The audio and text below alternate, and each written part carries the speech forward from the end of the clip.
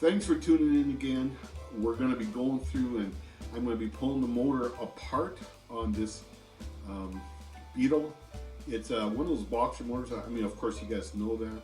I'm going to be primarily just doing fast forward. A lot of you guys have watched other videos out there on pulling apart these, and there's people that are a lot smarter than I am that's doing a really good job of it. But this is kind of my attempt at doing it, clean up. And yeah, it's one of the big things I was concerned about was, well, two things was as I was driving it had really low oil pressure. The oil light kept coming on all the time, and you know, and I know that does not necessarily mean it's the oil pressure. And as I pulled the motor and stuff out, I realized that the oil sending unit, the wire was really loose, and it was just, you know, black taped together. It looked like something I'd have fixed. But anyway, it was just black taped together, and so I'm going to be trying to repair that a bit. But and as I pull the motor apart, the other thing is that it had a huge oil leak, so I'm going to try to investigate and see where that came from. But anyways, again, don't forget to like and subscribe. Thank you for all the new people who have subscribed. I've been just thrilled. I mean, I'm never going to be an influencer, okay? I know that. But thank you for all of you who have come and joined in the journey. And again, if you have any comments or anything you want to invest or tell me about, and as I said earlier, I'm just learning on these boxing motors. I'm just learning. This is number 2, so I'm a little bit more knowledgeable. But any input you could have, I'd appreciate. So blessings to you, and don't forget to like and subscribe.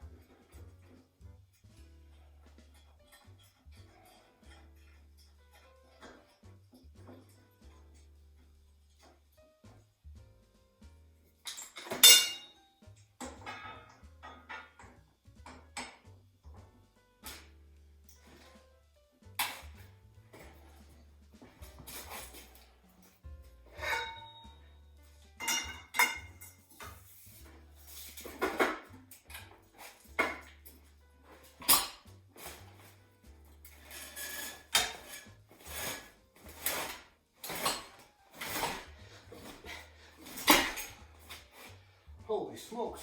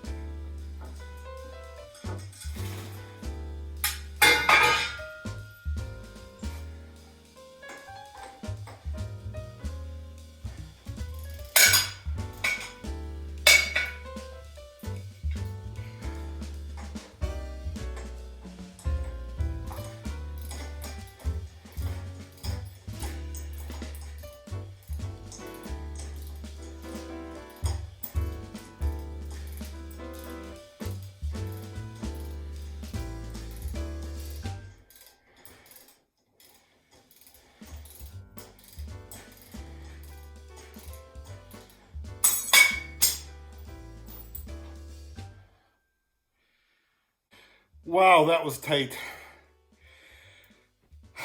It's supposed to be about 250, 275, I think, foot-pounds torque. With all the mechanical advantage I had and everything else, that had to be well over 300 torque on there, so it wasn't coming off.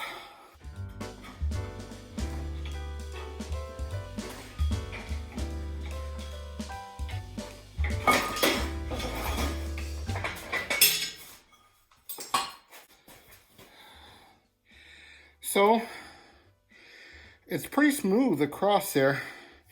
It looks like this was replaced not that long ago. A little bit scorched, but that's certainly not bad. We'll see. The backside's really nice shape. I've seen them all rusted, so yeah, we'll see how this goes. I'm putting on a cradle right now that's supposed to hook on so I can put it into the motor stand and have it all put into place real nice. This is just it. The very first motor I pulled apart, I just sat basically on the ground and had the motor leaking, oil leaking all over me and stuff like that. So having the motor mount is wonderful. I love the Parrot cherry picker. It picks it right up. It sets it into place. And this stand, I didn't get the stand with the picker. The stand is a buddy of mine gave me the stand later, but it fit on the picker just perfect. And it came into where it needed to be. And I mean, the motor is heavy enough. But I mean, it's not like a small box Chevy. So I got it put into there and rolling it around. It was working pretty good.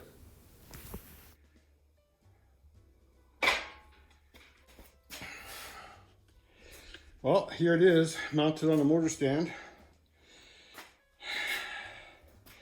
I've got the center pipe basically right where the crank is. It makes it a wee bit top heavy, but that screw won't let it go anywhere. And now I have to start the disassembly. But I'll set it on a time lapse and we'll get it done. And I'm going to move the whole thing over to that clear area over there.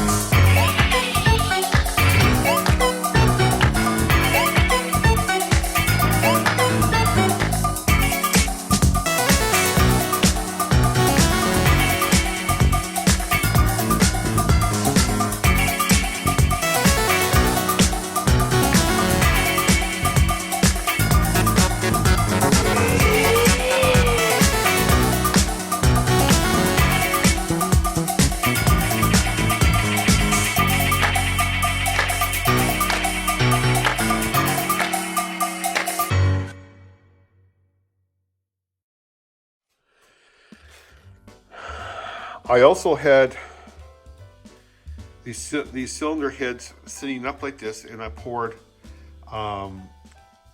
Varsol into them, and I let the Varsol sit in there for probably 2 days, and they didn't really leak at all in those 2 days. So one was slightly down more than the others, but again, I'm not going to worry about the wee little bit bypass that could be. It's really not a big deal. So we will be putting these all back in. The carbon is not bad at all. I will take a steel brush and clean up the valves and just the cylinder head a wee bit. But again, because they're aluminum, or I think they're aluminum, I'm not going to. The last thing you want to do is to hit, touch any of those seats or anything like that with something and end up having any damage or some blow by come by there. I did order new stems and seals so that I can replace those. And if you notice that they're all kind of compression, and that they get compressed down. And even though these are not they're not necessarily rusted out, but they are rusty, and they look a little bit on the sad side. So yeah, for the price that they are, we're replacing them. I still have to get the nuts off of this and clean this up, get this all fixed up. And I want them working, even though I may not hook them up, or I may never use them, but I do want them working. So that's a heater box with it still attached to the head, and that's where the hot exhaust comes out here, and hot exhaust comes out here, And this exhaust goes right into the muffler. This one comes in, joins, and goes into the muffler. And yeah, and that's where the warm air comes. Yeah, that's where the warm air, or the cool air gets pumped in. It gets heated all the way along there, and the warm air comes out that and goes into the heater channels. The muffler was all haywired together, you can see, and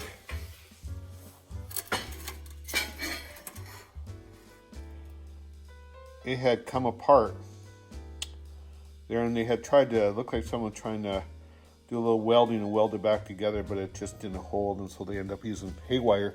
I will be replacing that. I'll be putting new pipes on because I just think those are looking a little bit sad. I might try to take and clean them up. We'll see how that goes. The tin is looking good, and so I'm not too worried about that. The carburetor, I will get the carb kit and rebuild that. The heater,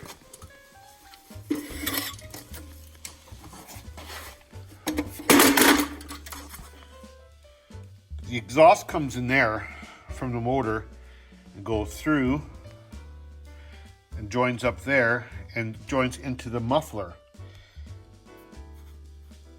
Air from that same fan I had talked about earlier gets blown in there, circulates around that hot pipe, and comes out there. Now there's a butterfly valve here that flops open and closed, and you can see it's all gummed up. I'll have to look and pull apart a bit and see if I can get that working.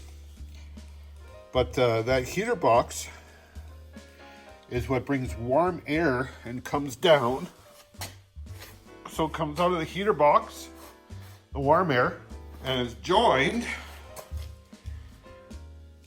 there through, you can see the pipes there. The warm air comes through that pipe, and you can actually see they have a little protection around it. And you can't really see it's underneath here. And it comes through there, goes into there, goes all the way up. Now there, that pipe goes up that hose and heats up your windshield and the stuff up higher in the vents. And to heat up your feet, it's got a vent there. There is also a vent that often will come out in the back and to heat up for the back seat. So the heater channels do function as a heater channel. They bring the warm air up. And it's also part of the issue or the problem is that as warm air comes up, that heating and cooling will actually create condensation. And when that condensation is created, you'll actually get rust. And that's what part of the rust issue is there. But all that to say is that the heater channels do serve a very useful purpose besides being structural, very important structural feature of the car. And I will have those heater channels out, and I look forward to doing that with you guys one of these days. But right now, it's motor time. One of the issues that we are also finding with this motor is I need to replace all the main bearings, all the cam bearings, and all those things, and I'm putting a new camshaft in and stuff of that.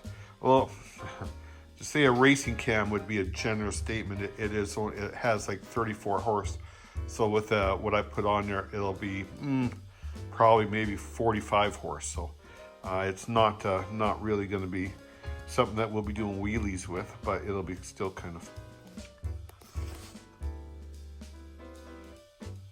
The motor's been fully disassembled.